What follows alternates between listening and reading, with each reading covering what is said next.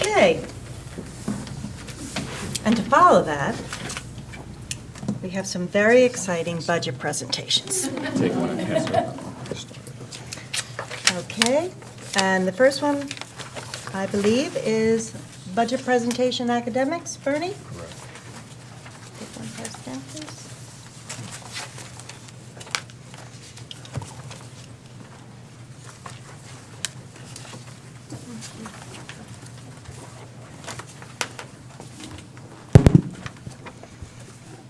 Good evening, everyone. So this evening, we are continuing the budget presentations for the 2019 to 2020 budget. And before we get into the two presentations, I wanted to do a couple of updates. But one is on the K-5 enrollment. So at last week's meeting, I had reported the circumstances regarding our enrollment and the growth that we've seen since last March when we did our projections for the current year's budget. And on the screen, you'll see the various points in time where we took snapshots, and we have seen a consistent growth in K-5 enrollment. In just the last week's time, our enrollment has grown another 12 students at the K-5 level, 12 students at the K-5 level. So we are now 264 students above our initial projections for this current year. The last week? In the last week. What's going on? In the last week. So we'll continue to watch this and report out on what is happening in terms of enrollments.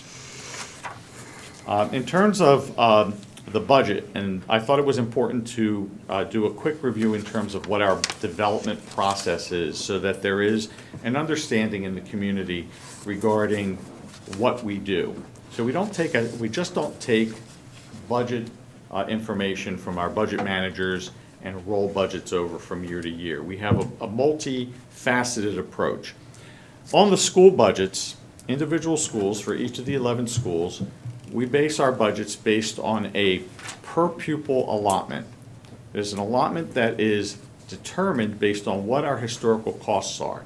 It also ensures that there's equity across the schools, so that no one school has a per pupil cost that is in excess of any others or lower than any other. So we take our per pupil allotment and we base that off of our we use our projected enrollment in deriving what the school's allocation is. Now, the school level allocations are essentially to support the day-to-day needs of the schools. It doesn't budget for staffing, it doesn't budget for repairs, it doesn't budget for maintenance of the facilities. It is strictly to support what happens in the buildings day to day. Instructional supplies and materials, running the office, those kinds of costs. And as I said, it is all based on historical data. So we look at this information on a regular basis. We make adjustments if necessary. If there's too much money that's left over in the school's budgets in one year, we'll make adjustments to the per pupil allotment because we know resources are scarce. And so rather than have funds rest in one area that may not be utilized, we'll make adjustments, and then it frees up money to be able to be utilized in other areas where it's needed. We also use a modified zero-based budgeting in certain areas, and that's one that you'll hear about in a moment, and that's in, for example, the academics area. Each of those areas functions, they have responsibilities that are standard from year to year. So, for example, in the science area, we have the Fairview trip. That's not a trip that's going away. It's part of our curriculum. And so that is part of the base budget in that area from one year to the next. There's no point in eliminating that and then having to build it up.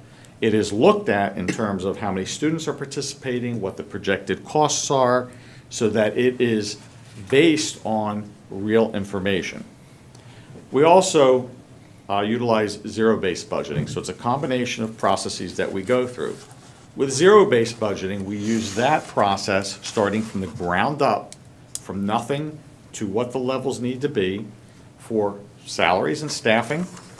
We look at everything. We don't take a budget amount and then just roll it from one year to the next. We look at every single position and project every single salary through the year. We use it for health benefits. What is our enrollment in health benefits? What are the various programs that the employees are enrolled in, whether it's a family coverage, single coverage, and so forth, and project out what those costs are for each of those areas. And another area where we use zero-based budgeting is special education. And you'll hear a little bit about that in just a bit. But in special education, for tuition costs, out-of-district tuition costs, the budget is based on what we know, the students that we have in out-of-district placements, and we take from there adjustments for students that are aging out and will no longer qualify for the programs. So it is very tightly budgeted, and it's only for what we know will take place. We are not permitted in special education tuition to budget any buffer. It is precise to the number of students we have by the time we settle the budget. Through that process, with special ed tuition as an example, we are constantly taking snapshots. So we start with our initial snapshot of what does that budget look like in November. Then we do that monthly. So November 15th, December 15th, January 15th, February. We'll do that through March and maybe April, but at some point we have to bring closure to that so that we can finalize the budget. So I just wanted to give that quick overview in terms of how we handle budgeting in this school district. It is an active process. The administrators are charged with beginning their development process the beginning of September, and it's something that we go through each of the months thereafter as we meet with individual administrators, begin to challenge what they're providing, and also asking for supporting documentation that supports the costs. So you'll hear, I think next week when we look at technology, that all of the costs within technology for each of the renewal subscriptions and the high-end issues, we are looking at specific documentation from the companies that are telling us, here's what your costs are going to be as of July 1. So we try to do that as much as possible in the areas where we can gather that information. So with that said, is there any questions? If not, I'm going to turn it over to Dr. Bowley, who will go through academics. Do you want the clicker? Thank you. Okay. Good evening, everyone. As we strive to provide a world-class educational programming for our 8,200 students, we appreciate and thank the board for your leadership and unwavering support. So what you have before you is a proposed budget packet, and this reflects the vision of the curriculum department, which is meeting the needs of all learners. So on the screen, you can see the different curriculum departments, content areas, reflected in the budget in front of you. So I'm just going to give you an overview of how the budget has been created, and then I'll go into an overview of some of the requests included. So our academics budget advocates and recommends for new courses and program improvements, and overall supervision of the instructional delivery for each of the content areas. Our base budget, as Bernie mentioned, the allocations, continue to support ongoing programs in each of the departments and some extracurricular things such as music performances, cultural arts, poetry, summer academy, and the Fairview trip, as well as media center services, information services. Our base budget, or our allocations, also include enhancements to the media center collections, math, digital subscriptions for students and staff, current events, and so forth. This slide represents the allocations broken down by the various departments. It is small for you to read, but we can get you a copy here. And this slide here is an overview of the requests. So the requests are not included in our base budget, and they are one-time acquisitions requested by the different departments. So at this time, I'll provide an overview to highlight the general trends in requests for each of the content areas. So in the budget in front of you, you'll see requests from the math department, which provide for updated print and online math materials for both 6th grade and Algebra 2. The budget also provides continuing subscriptions for online access of digital texts and resources for students and staff. The budget before you in science is requesting textbooks and supplies for the new course that was approved, Human Biology. In addition, the budget is allowing us to enhance science instruction at the secondary level with software that provides online simulations for student use. And the budget also provides for additional updated elementary science kits and materials aligned to the next generation science standards, allowing students to engage in scientific research. The language arts budget in front of you includes the purchase of additional supporting texts at the elementary and middle school level to support and extend the Columbia's Teachers College reading units of study. The social studies budget is requesting psychology textbooks for our psychology course, as well as 4th grade social studies textbooks, Study of New Jersey, and additional nonfiction classroom texts and current event periodicals. As far as career and consumer family life skills, this budget is allowing for the continued development of the comprehensive college and career preparation courses at grades 6 through 12.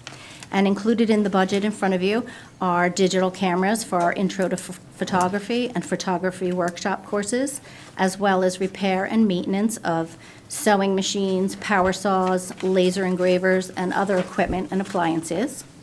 Also included in this budget is the scheduled replacement of video production equipment, as well as materials for our engineering courses.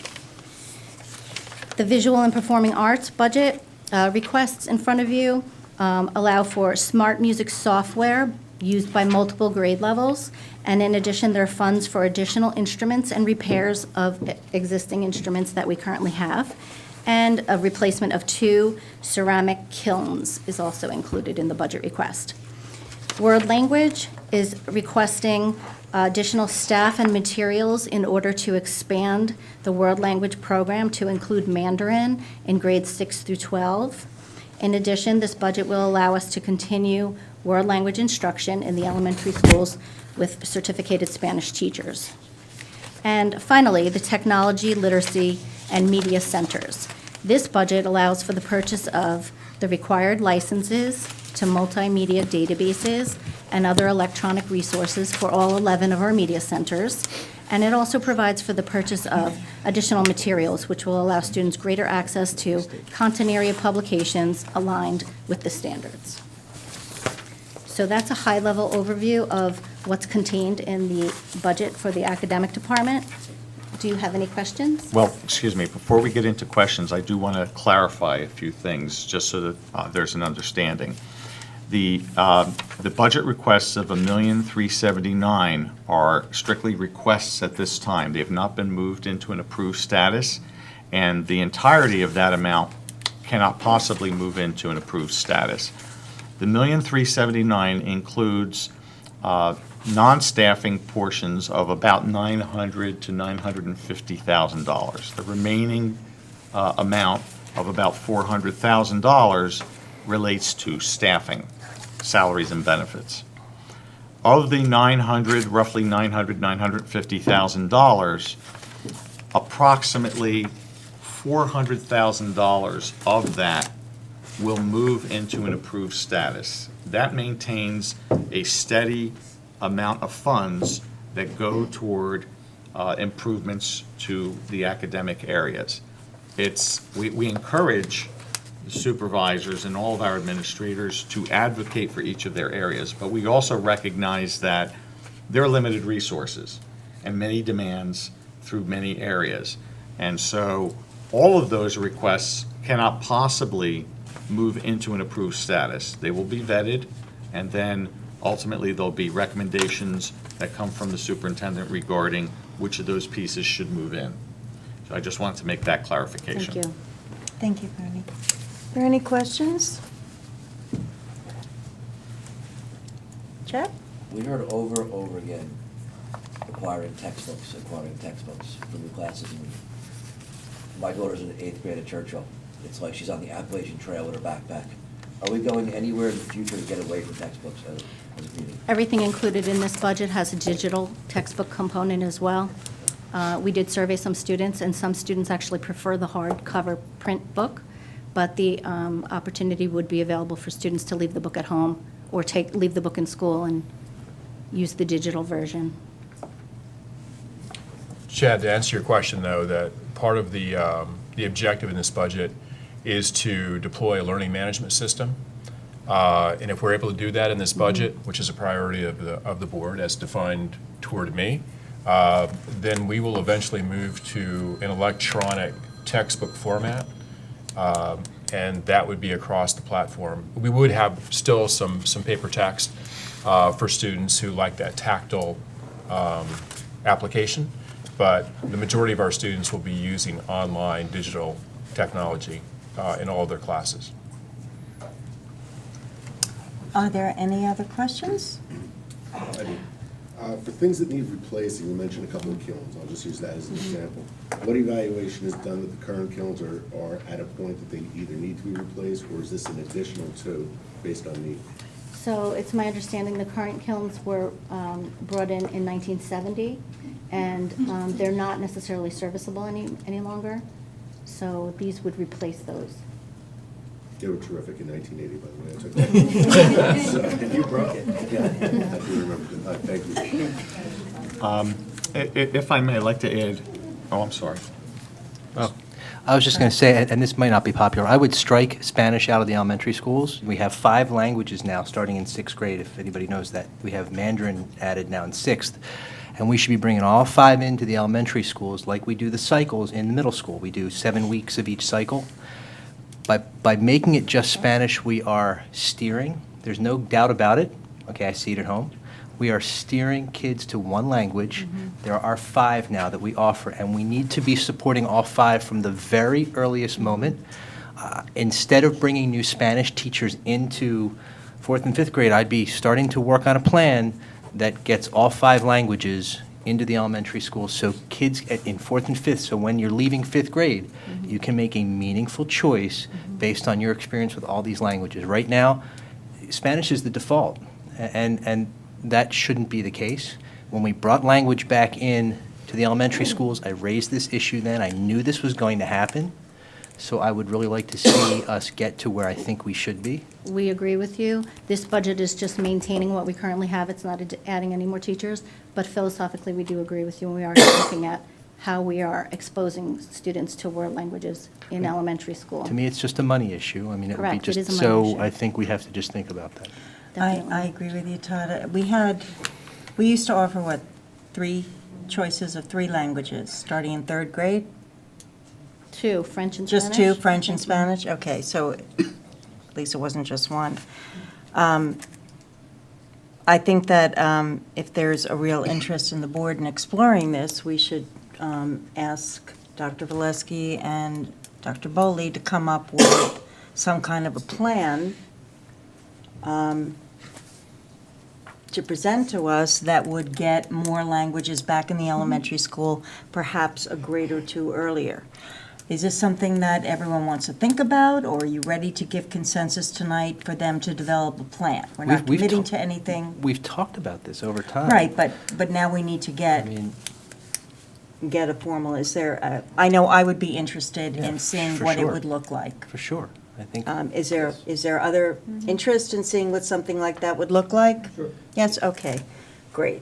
Well, that's good because we're already starting. well, no, my point is we've been starting for a little while. I just want to see like So now we a gotta see phase in with something. dates. Like Right. here's when we're going to have, and like I said, we have a cycle model in middle school now where we do these 7-week things. It's not the cleanest thing in the world, but that's the best we've got. So we have a model already where we can put 5 different distinct classes in. And this is the time to talk about that because we can present Yeah. those options to the board Exactly. with a cost factor and make Exactly. determinations about what the priorities of the board are. But like Todd said, we've been talking about yes. it, now let's formalize it. Right. And so, tomorrow, we're on it. If not tonight, Ms. Becker. All right, if we go a little late tonight, yeah. By What 4 would, o'clock tomorrow? what would be, let us know what you feel would be a reasonable time to come up with something within the budget process so that we have time Okay, to get it in for next year if that's what the board wants to do. okay. Thank certainly. you.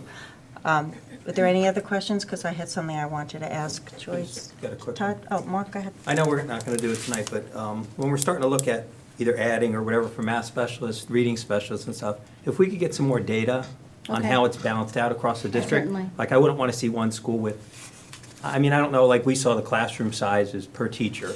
I would like to get some more data personally Certainly. for the board, not tonight, but across the board, what each school is doing, especially at the elementary level. I don't want somebody overloaded where somebody else is, you know. Right, well, that's how they've been deployed based on data, but we can certainly share that with you. Thank you. And with the increased enrollment and the transient students are coming to the district presenting with different backgrounds in math, so support is needed.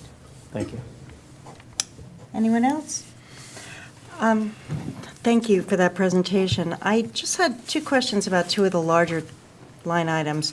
On page 30 of 39, it's reading units of study materials. Yes, And I understand it corresponds to a revision of the curriculum, reflecting the one at the Columbia's Teacher College.